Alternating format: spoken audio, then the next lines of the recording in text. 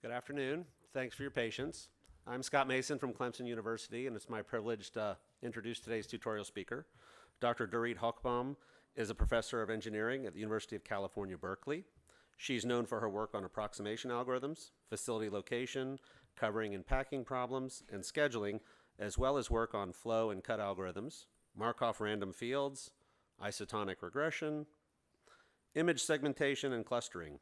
Professor Hochbaum was awarded an honorary doctorate from the University of Copenhagen, recognizing her groundbreaking achievements and leadership in optimization and in the field of approximation algorithms.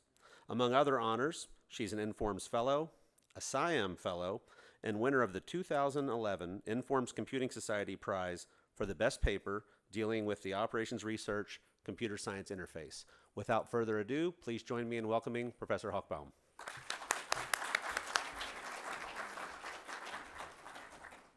Thanks, Scott, and thanks to all of you for coming. The title is Combinatorial Optimization and Sparse Computation for Image Segmentation and Large-Scale Data Mining. I believe that there is hardly any work done in data mining or machine learning or in classification that is based on combinatorial optimization. So this is fairly unique in that regard. The topics I'm going to cover, I'll start with the motivation. The motivation came originally from image segmentation and a problem which I will define called normalized cut. I provide insights into comparing combinatorial optimization versus spectral clustering. Now, the subject of spectral clustering, many people are using spectral clustering, and I think not entirely aware with what exactly it solves, so I'm going to talk about it, what it provides and what it doesn't provide.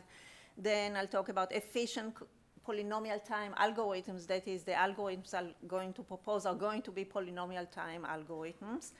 And that means in theory they are going to work well. And I'll show also that in practice they work well.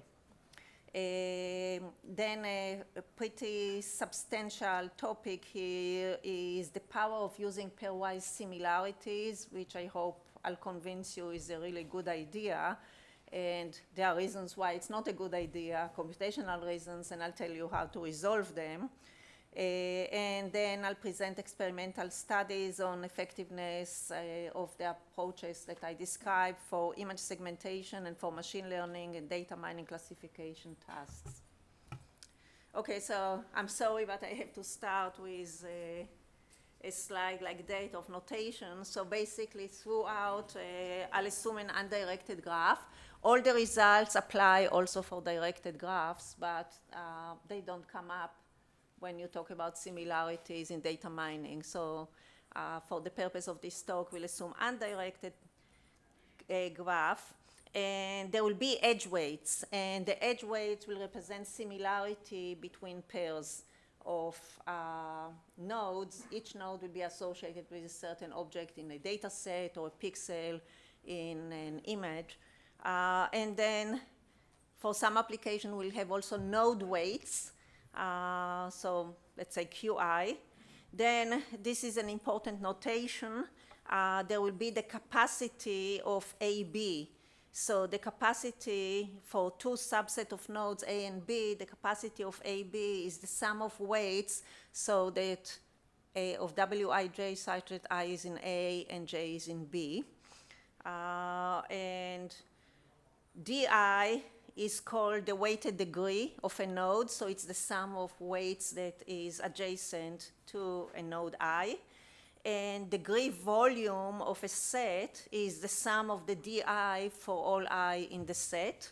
And this is some nice arithmetic exercise to play with, that the sum of Di has twice the sum of the weights of the edges that go between nodes in A, because they are counted once for one endpoint and another time for the other endpoint, and once the sum of weights between A and the complement of A, because these are counted only once. And finally, Qa is the notation for the sum of Qi. So here is an intuitive clustering criterion that I'll soon tell you where it's coming from, but right now I'm just grabbing it out of the air.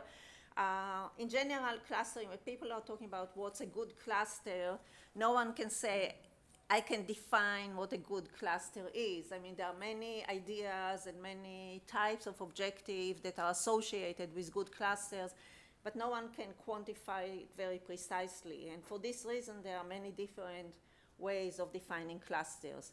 So I'm claiming that these two objectives really make sense for a good cluster, that to have a large similarity within the cluster, so the cluster will be as homogeneous as possible, and to have a small similarity as possible between the cluster and its complement, so it's very distinct.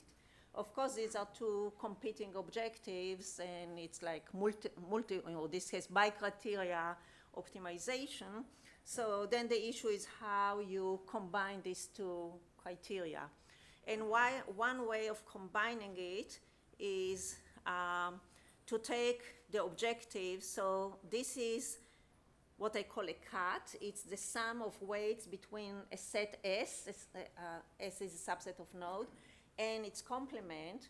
So this is also called the cut, separating S and S complement, divided by the sum of weights inside. So this is what we want to minimize, the cut we want to minimize, and the sum of weights inside we want to maximize, so we can look at the ratio of these two. And we'll call this problem H normalized cut, or HNC, and you'll see why, what this normalized cut coming from and why this is called that name. Then this is not necessarily the best objective. You can fix some trade-off constant lambda positive, and you'll say, you linearize this, and you'll say that this is the amount of trade-off between these two objectives. So this is to minimize the cut minus lambda times the sum of weights within. And another version is, it's essentially the same, but C1 is with respect to a set of nodes W1, and C2 is with respect to set of weights W2, and they are all assigned to all the edges in the graph, to all pair of nodes, but they don't necessarily have to be the same, because sometimes we measure how similar they are inside. We want to measure it in a different way from how dissimilar they are. So this allows, technically, all of these will be dealt with the same technique and with the same complexity. So where is this HNC, the ratio problem, coming from? So this problem of normalized cut, that I'll denote by NC, has been specifically defined by Shi and Malik. I want to emphasize that they are actually not the first ones that brought it up. It was part of a proof for certain properties on the Chigger constant that I'll mention a bit later. But anyway, they publicize it a great deal within the machine vision community. So the problem of normalized cut is defined, find a subset, a non-empty subset of the nodes, so that the cut divided by D of S is the sum of the weighted degree in the set S, plus the cut, so the numerator is the same, but this one is divided by the sum of weighted degrees in the complement of S. And it was argued that this problem is NP-hard, although in the paper they actually only showed it's weakly NP-hard, but it's actually strongly NP-hard. And their paper also presented the spectral clustering method that has become extremely popular and commonplace in the machine vision community. In 2007, Sharon et al. Had a paper in Nature, and in the paper they presented this objective and stated that this is normalized cut. So this objective is exactly what I showed you in the previous slide. So it's divided the cut like here, but instead they divide with the sum of similarities within. And they refer to this paper as being NP-hard. And they also, in this Nature paper, they were showing how to implement the spectral clustering method. And the spectral clustering method requires to find an eigenvector.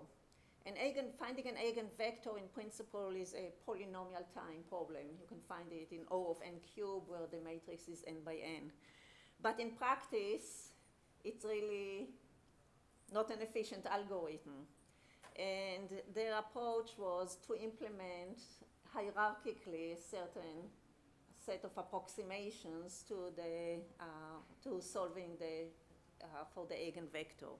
So that was the content, or the main mathematical contribution in this paper. And the question is indeed whether this is NP-hard or not, and whether it is even the same problem. So first of all, I claim, well, I know it's not NP-hard. This problem is actually polynomial-time solvable. And here I'm giving you like a quick proof. So let's have a seed node S and T, so that S belongs to the set S and T belongs to the complement. And you need to find a cluster. So you can actually formulate it as the following integer programming. So let's have xs. So a variable will be x will be 1 if it belongs to S, and will be 0 if it belongs to S bar, the complement. And then I didn't write the definitions of the variables, but Zij is the variable that will be 1 if I belongs to S and J belongs to S bar. That is, it is on the cut. And so the objective function is summation of Wij Zij, so that's the cut, if it's enforced by the constraint. And then for the similarities, it can be the same W, or it can be another set of W, but I wrote here W prime, Ij, Yij. So Yij is 1 if both of them belong to S. Both I and J belong to S. So here is an integer programming formulation which is valid. You can write xi minus xj less than or equal to zij. You can write xj minus xi less than or equal to zji. And because the objective function, these are positive, it will try to minimize the zij. It will choose one of them will be 0, and one of them, zij will be greater or equal to 0. So one of them will be 0, and one of them will be 1 if they don't belong to the same set. And then for the Yij's, you have Yij can be 1 if only both xi and xj are 1. So this you can write as these two constraints. Now, as you look at this formulation, it's an integer programming formulation. This formulation is so-called monotone. A monotone integer program has all the variables appear in constraints where there are at most 2 variables in opposite signs, and there can be a third variable that appears only once in one constraint. And the third variable is Zij. If you have a structure like that, it's called monotone integer program, and every monotone integer program is solvable in polynomial time, actually with a minimum cut technique. So this is the result in a paper of mine from EJOR from 2002. So just writing this integer program means that it's solvable in polynomial time and with a minimum cut technique. So we know already that this problem is not hard. And so what's the actual relationship between the two problems that I presented? So this is the normalized cut. And this is this problem. And this problem we can do a little bit of arithmetic. So we replace the denominator, which is the sum of similarities within the set S. We write it as the total sum of weights, ds, the total sum of weights within the set. So each one appears twice, so that's why they half.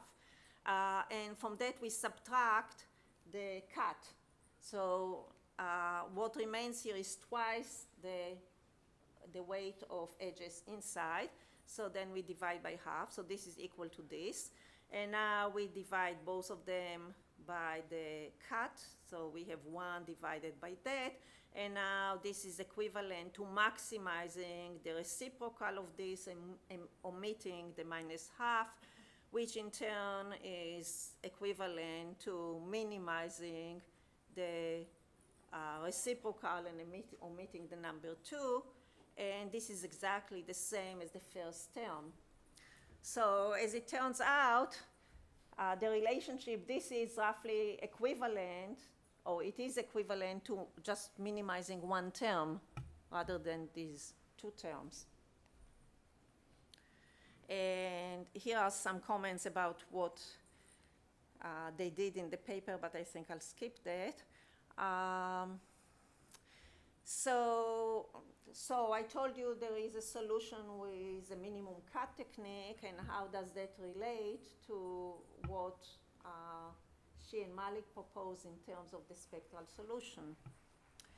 So a little bit more on the history.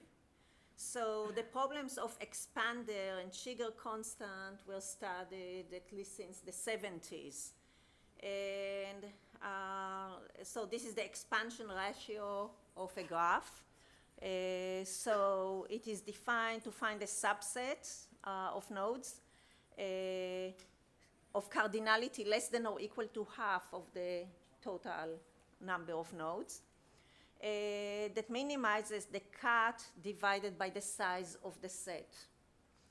And notice this S less than or equal to half the total. Then the Shiger constant is defined the same way, except that in dividing it by S, it's dividing it by ds, which is exactly the first term here. But you have to add the restriction that d of S is less than or equal to the total weighted degree divided by 2. If you add this, it's NP hard. If you don't add it, it's polynomial-time solvable. And the relationship between the two is, was discovered. There are certain results as to how well the spectral solution, the spectral solution is the eigenvector, the Fiedler eigenvector. I'll elaborate on this in a minute. How well it approximates the actual objective function in the continuous sense, and there are results that all the results go through this, or this is in intermediate step in the proof, and therefore these were known before. But she and Malik were the first one to present it as an independent objective function. And then I introduce a generalization. You see that this is generalization of these two. This is generalization because we divide by the size of the set. This is by the weighted degree of the set. And this is by some weights associated to the nodes that are not necessarily the weighted degrees, and divide by this. So it's clearly a generalization as you go down. And this is the half version, just the one-term version that is generalizing these two. So a lot of the proof I'll do for this general version. So here is a lemma which states that, so this is the Q version. So it's normalized cut if Q is equal to D. That this is equal to this quantity, and I don't want to show you the derivation, it's about 6 or 7 lines. And it's kind of weird. So what you have here is the minimum. You have a vector y, y transpose, and this is D minus W, which is the Laplacian matrix. So what is D? D is a matrix that has on the diagonal the weighted degrees of the nodes. So in the i's position, I position, it has D of I. For node I, the sum of the weighted degree adjacent to node I. And minus W, so W is the matrix that has in the ij position, it has the weight of ij, of edge ij. So when the graph is undirected and symmetric, then this matrix is symmetric. For directed, it's not symmetric. the Laplacian is defined to be d minus w. That's a standard definition of the Laplacian. And notice that the sum of each row and each column is equal to 0, because all the entries that appear, the wij's that appear, are the weights adjacent of edges adjacent to node I, and then so you minimize you sum them up with negative, and then on the diagonal you have exactly the sum positive, so it cancels out. So you have y transpose Laplacian y divided by y transpose qy, and q has qi on the diagonal. So it's a diagonal matrix. And now you have two constraints, two type of constraints. One constraint is y transpose q times the vector of 1s equal to 0. And then the vector yi should have entries that are either minus b or 1. And notice that b was not introduced at all. So b actually comes from, and I'll show you how it turns out, the ratio between the number of nodes in the set S and the number of nodes in the set S bar. But in any case, this weird optimization problem is exactly equivalent to this problem on the left for any b. B is not specified. It's part of the solution. And for the special case where q is d, this result was shown by Shi and Malik. So now what Shi and Malik proposed was, okay, let's take this problem that I also called Rayleigh ratio problem. So this type of ratios are called Rayleigh ratio problems. And so let's take this and just forget about these restrictions as if they didn't exist at all. So I cannot call it linear relaxation or continuous relaxation because it was not integer in the first place, but they just ignore this. And this you can solve exactly with the Fiedler eigenvector, as I'll show you. Now, what I call the combinatorial relaxation omits this equation, this sum constraint, and keeps all of these. And this problem, for every b, it's defined and solvable in polynomial time. So, and can find also the optimal value of b for this. So, how does that work for the spectral method? Maybe I'll show you first an observation here. So, for instance, if you consider y to be the vector of all ones, so the vector of all ones, because each sum of each row in each column is 0, then the numerator is 0 for the vector of ones. It's just the sum of everything. And therefore, this is equal to 0. So all ones is an eigenvector, is what we call a trivial eigenvector with associated eigenvalue equal to 0. So that's called the trivial eigenvector, and we want to remove it. So we want to remove it, let's say in the case that q is equal to all ones. That's easier to see. So when q is equal to all ones, it says that the sum of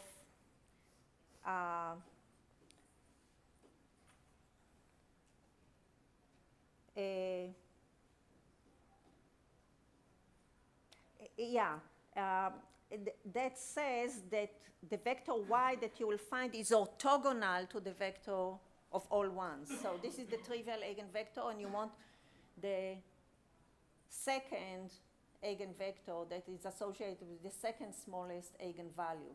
The second smallest eigenvalue is called Fiedler eigenvalue, and the eigenvector associated with it is called the Fiedler eigenvector.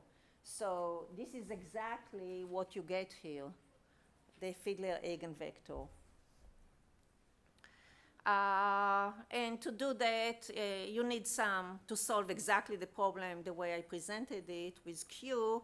You call Ly equal to, you want to solve for Ly equal to Lqy, and then you need to solve for this matrix to find the eigenvector z, and then once you find this z, which is the same work as just to find an eigenvector for this matrix, you set y equal to q to the minus half times z, which solves the continuous relaxation. And you can do that if all the entries in Q are positive, which is the case for D.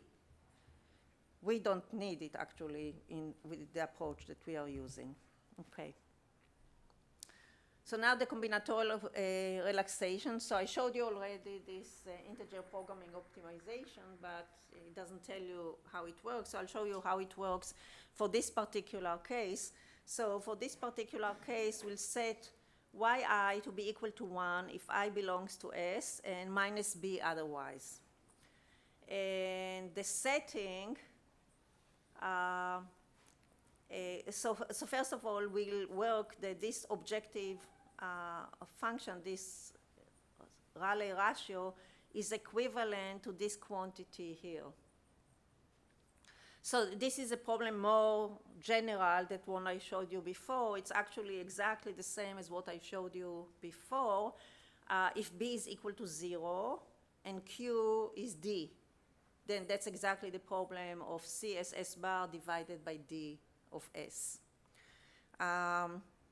So what I'll show you now addresses this problem, which is a rewriting of the other one. But originally it was solved in the setup where the denominator was the sum of similarities within. So first of all, one hurdle is that this is a ratio problem, but there is a standard technique for dealing with ratio problems. That is, you ask the so-called lambda question. So you want to minimize fx divided by gx for x feasible. And you're asking, is this less than lambda? And you can answer this question if you can answer whether fx, there exists an x so that fx minus lambda gx less than 0. So you can minimize this function, and if the minimum is less than 0, then the answer is yes. You don't actually need to solve it to optimality. It's sufficient once you agree that it's less than 0. Once you found that the answer is yes, you limit the range of where you want, you choose lambda to be the median in the range, so where of the feasible values for the objective function. So you apply binary search, and in polynomial time, polynomial number of calls, you can answer this. So this is a standard way. Actually, we are not going to use it, but it's possible to use it. So the lambda question in terms of this Rayleigh ratio is equivalent to answer whether the minimum of this quantity for yi in minus b or 1 is less than 0. So because of this lemma, it's equivalent to stating this objective function for yi assuming these two values. Now, as I told you, once you can write it as monotone integer program, there is a formula for how you construct a graph. And the graph that you construct looks like that. I won't go through the details, but it's a pretty terrible graph. And so there was a node, a seed node for the set, source set, and seed node for the sink set. Now we have a super source that connects to this with capacity infinity, to this with capacities, to every node with capacity lambda qi. This is the lambda in the lambda question. And all of these connect to the sink with capacity lambda b square qi, and in between each pair of nodes, we have 1 plus b square wij between every pair of nodes. Now, this is a mess here, and I don't want to solve it, not for every b and not for, right now I have 2 parameters here. So I want to simplify it, and I'll show you it's possible to simplify it in a way that it becomes a so-called parametric graph, and then we can solve it easily.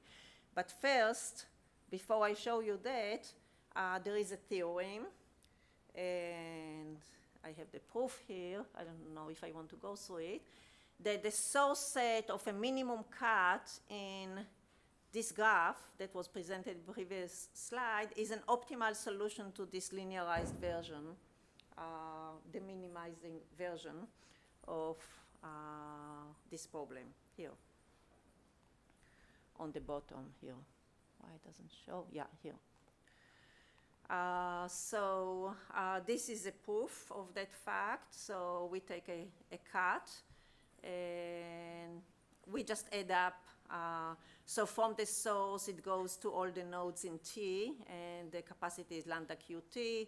Then to the sink from nodes in S, and then CST, which is a separation in the mid graph. And now we combine the terms, and we get this expression here.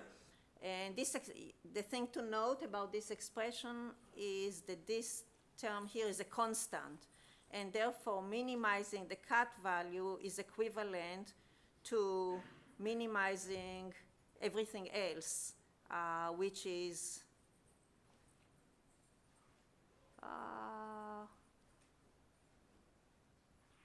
I didn't complete the writing here, so I don't think it's quite what I wanted. Never mind, I'll skip that. So this is the simplification of the graph, and again, I'll just scribble through it. So my goal is, first, a parametric graph is a graph where there is only one parameter and only arcs that are adjacent to source or sink depend on the parameter. But here we have in the middle of the graph, in the interior of the graph, we have dependence on B. So I want to get rid of that. So, and then there are other issues. So the issue here is that every node has an arc from S and an arc to T. So if B is less than 1, I take the smaller one and eliminate it and send basically flow through the two of them, and this is what's left. If B is bigger than 1, then this is what's left. And then I scale the arc weights. You are allowed to scale by positive quantity, and the result looks the same.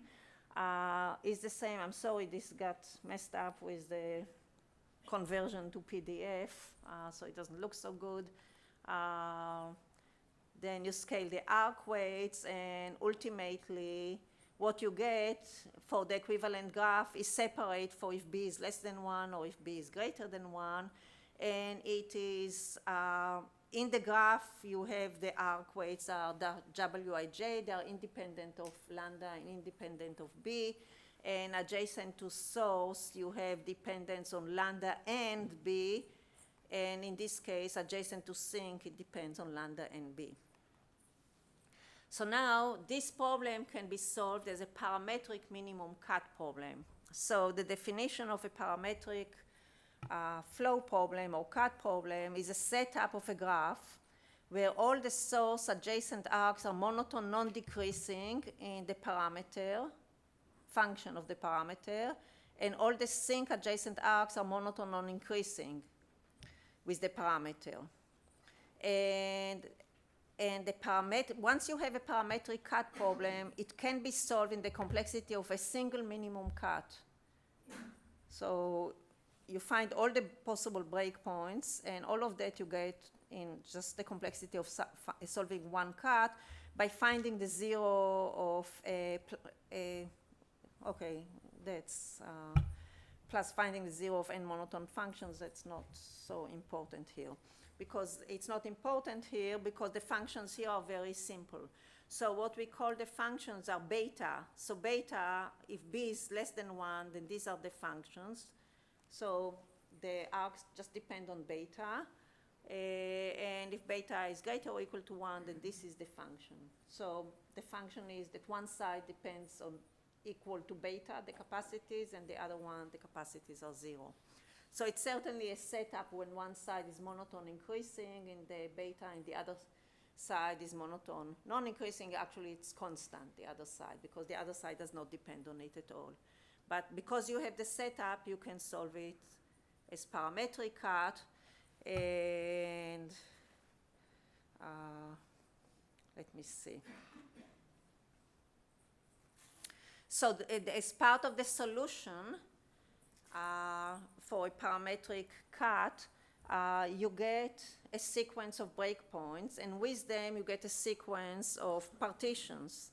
And the partitions are such that the source sets are nested. Of course, the sinc set are nested also.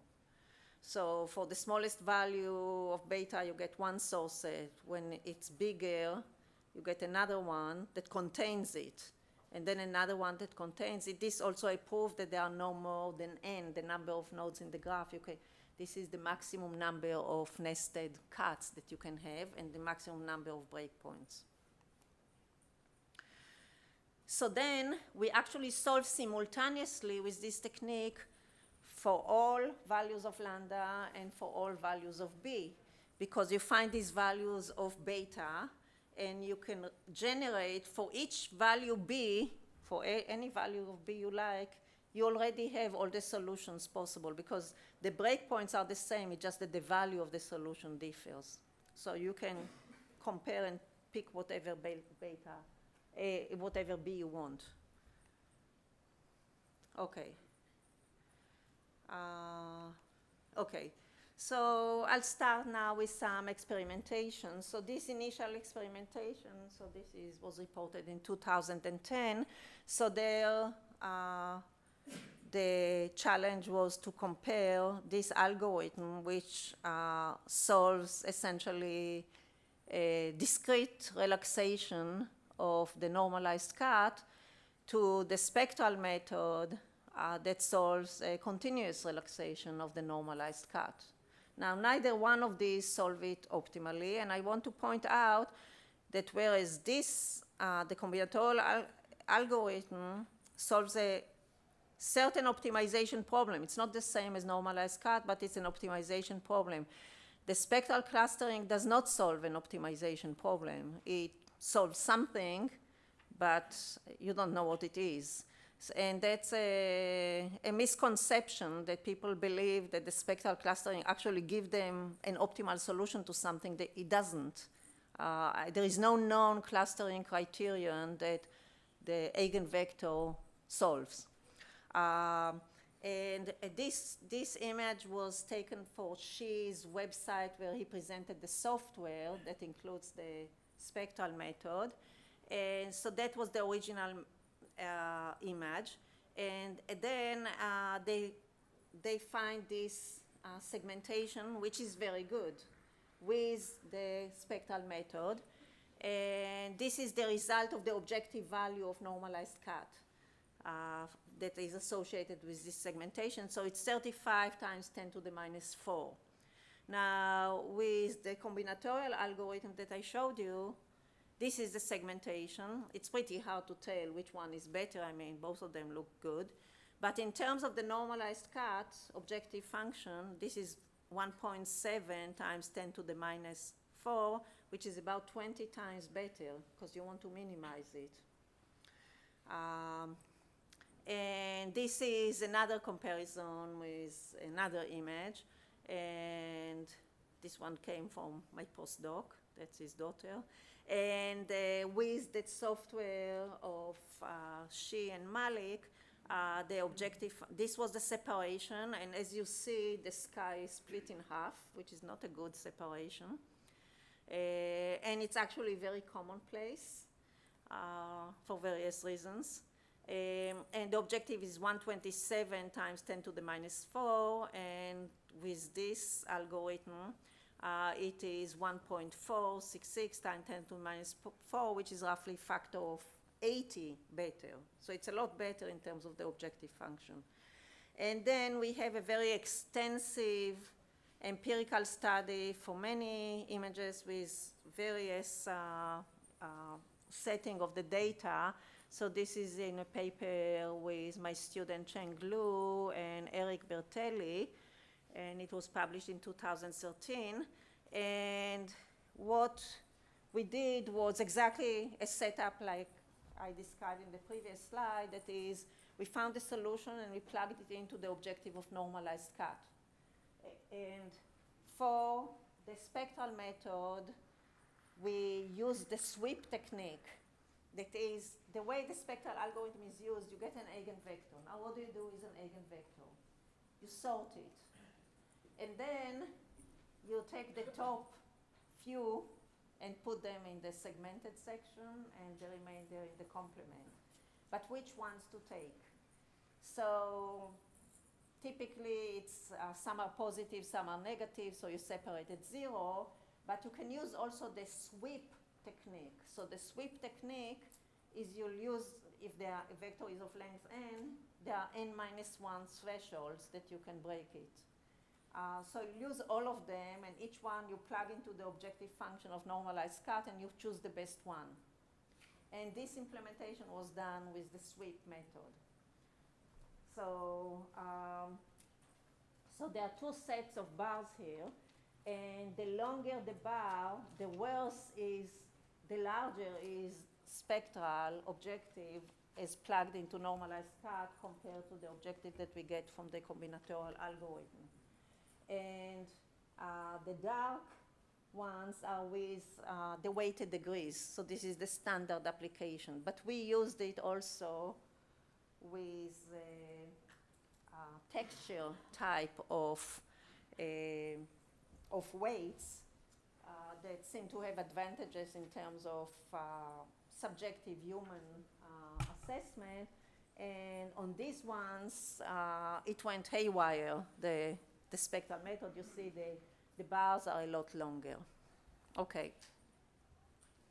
I'll move from this to applications in data mining.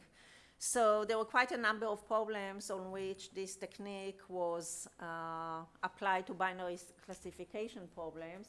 And we called it as a supervised technique. It can be used as a supervised technique because when you have training data, you have data that you know the label is B in class 1 or B in class 0, then you can simply add these as additional seeds. And in fact, many techniques that we know about really need a lot of seeds. I mean, if you have neural networks, you better have a lot of training. But this technique does not need a lot of training. But we'll see if you still survive this. We'll see some illustrations of that. So this was used in various data mining contexts, including denoising spectra of nuclear detectors in order to find whether special nuclear materials that pose a threat are present, ranking drugs according to their effectiveness, and it has been a leading algorithm in the NeuroFinder benchmark for cell identification in calcium imaging movies, which are a leading tool in neuroscience. So I'll skip that. And now I want to show you the effectiveness in just general data mining. So here we have two implementations of the algorithm, two variants. One variant is we chose the node weights as the weighted node degrees, and we call it supervised normalized cut, SNC. And the node weights are the average label of the k nearest neighbors, and we call it SNCK. And this is information about the data sets. All of the data sets are no more than 20,000, and the reason is that we tested 10 different data mining techniques, and some of them could not manage it, so the sizes are relatively small. We used this partitioning. We tested parameter values. So for this technique, the parameter values were, for SNC, it was the lambda, the balance between the two objectives. We didn't find the best because we don't know what objective we want. And a scaling parameter epsilon that went into the calculation of the similarities that were done with Gaussian similarity where there is the Euclidean distance between the vectors. So these are data sets where we have no knowledge whatsoever about what they are about. The only information provided is for each data object there is a vector, feature vector, and that was all the information that was provided. And we use artificial neural network, CART, ensemble, lasso, linear regression, logistic regression, support vector machine, and support vector machine with radial basis. Now, support vector machine with radial basis, K nearest neighbor procedure, and KSNC and SNC, all of them use pairwise similarities. And this is important because it turns out that they are the most effective techniques. So, I mean, I have lots of tables like that with a lot of data. Everything that is bold is about 95% F1 score, which is very good.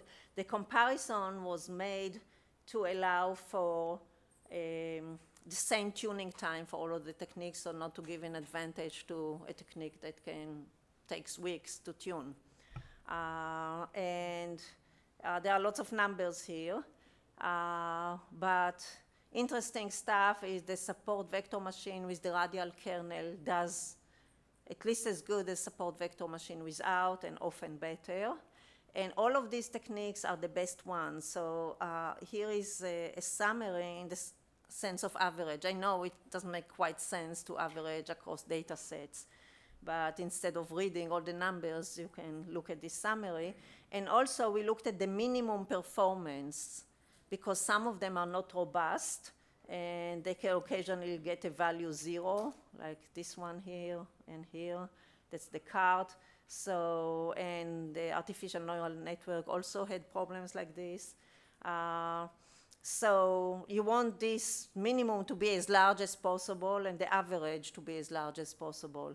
So in this experimentation, the supervised normalized CAT did the best performance. And I have various charts. This is in terms of ranking. It also got the best ranking score. And there are evaluation time, tuning time. So basically the takeaway is that all pairwise comparisons, classification algorithms perform better than the other techniques. And there is a reason for that. The reason being that you don't only rely on the information provided in the training.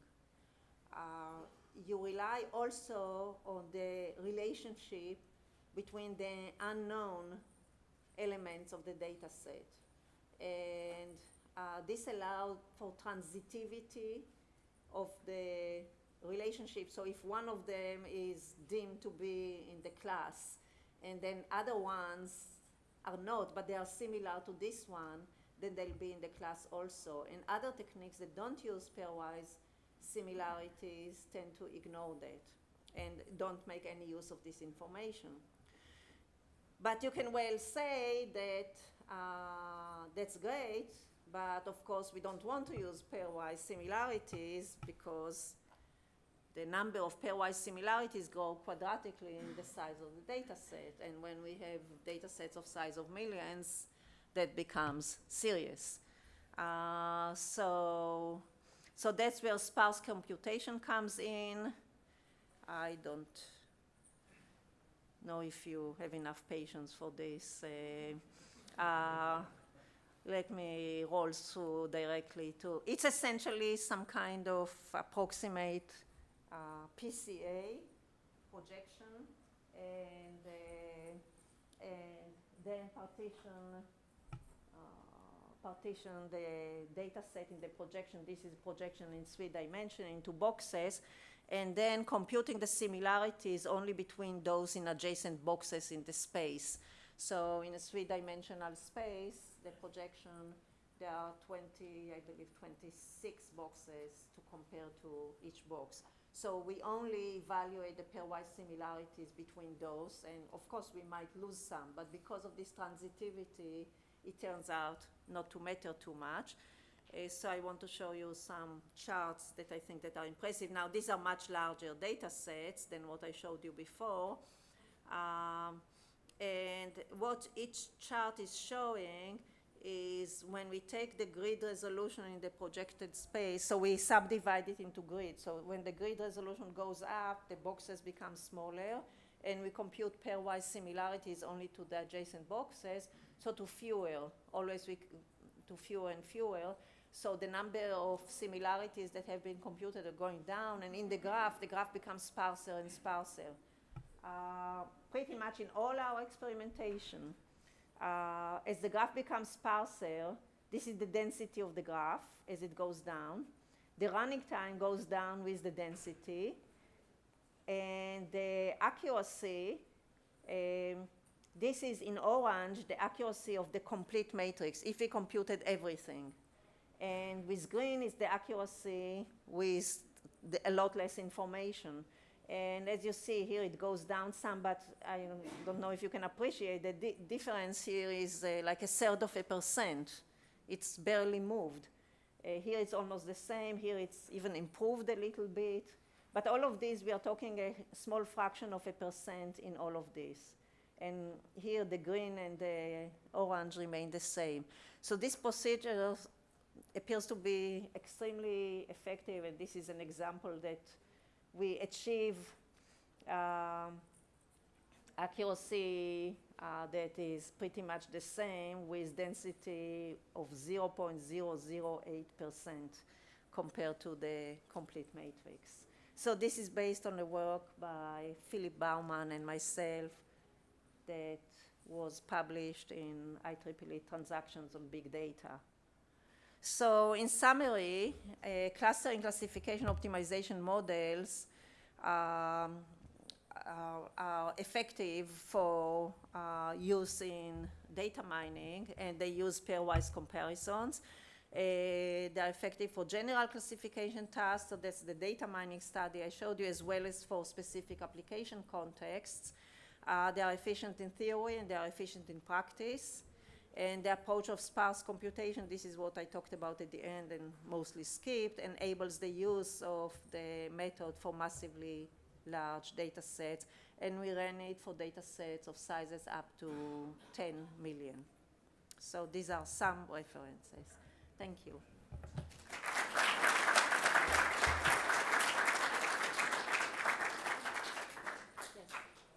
Is there any industrial applications that you are launching?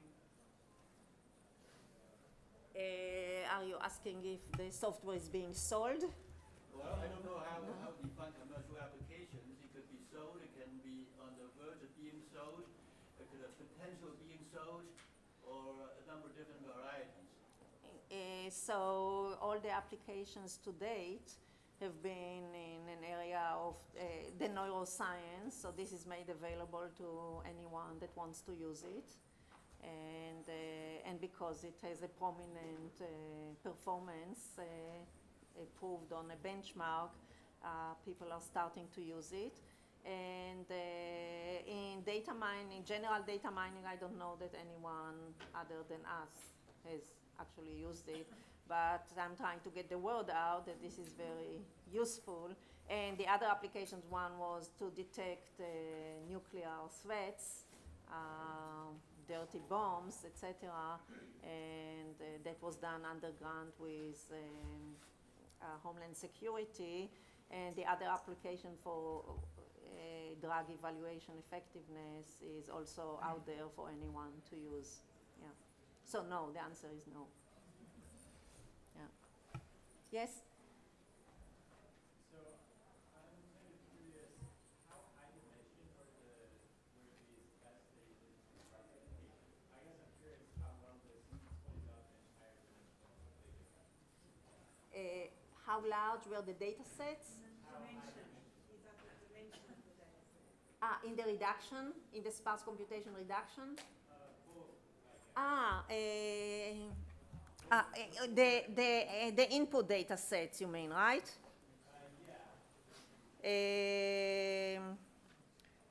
So here, not large. So all of these are the number of attributes. The number of attributes is the number of labels. So you see here like more than 500,000 in the data set, but the dimension is 54. So all of these are small dimension. But I mentioned that we applied it in data set of the order of magnitude of 10 million, and these were words, these were manuscript, and there the dimension was immense. So it had New York Times and medical documents. I actually forget what it is. Quico is here? No? In the tens of thousands at least, because you count the frequency of each word. So it's the size of a dictionary. Does it project outward though? Because I guess what I'm most concerned about is, like, if you have a high-dimensional data set, but you can project it to a lower space, well, that's no problem. But you can't always do that, right? So You're right. You're right. And we had to do some extra thing, because if we just take it, then the word "and" becomes the most prominent word. So we had to. I mean, the thing with this type, and I think it's true for any machine learning technique, that you have to do some work and understand the context before you apply it. You cannot just take software off the shelf and say, okay, just throw it in. Although in the other experiment I showed that was the way it was done. It was just thrown in. But in general, with the neuroscience, it took us a long time to come up what will be the right similarity. But the advantage of this one, that is an optimization technique.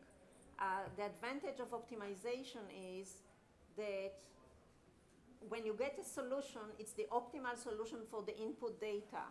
So if you don't like something about it, you know something is wrong with your input data. And that's exactly how we found out how to do the similarities, because at first it did not work, but we had an understanding of why it did not work, because we didn't capture the similarity properly in some sense. And then we were able to fix that in the input, and then we got great output.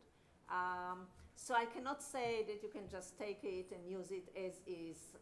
And indeed, in the documents thing, we had to do certain process. Mostly these are things that are known, but we had to do certain processing before going and projecting it. Yeah. Yes? how do you control overfitting? No, because it does not rely on, it doesn't even need any training data. I mean, you can use it unsupervised. It's unlike supervised technique. I mean, neural network, for it to work, you need lots and lots and lots and lots of training. And in this one, you can apply it unsupervised, but in the cases, we applied it just as supervised as the other ones will. But for the test data, that nothing is training data. It assumes, of course, it will tend to be, if it's very close to something that has been trained and known to be labeled. And we also don't have an advantage from repeated runs. So when we have a new item, we can just compare it to others that have not been labeled, and then they can be labeled together. So overfitting is an issue that does not come up at all in this. And we have some studies in this paper that I mentioned on overall data. I don't know if I mentioned it. It's coming up in European Journal for Operations Research. I think the publication date is 2019, but it's available online. So we talk about overfitting there. Yeah. Okay, thanks everyone.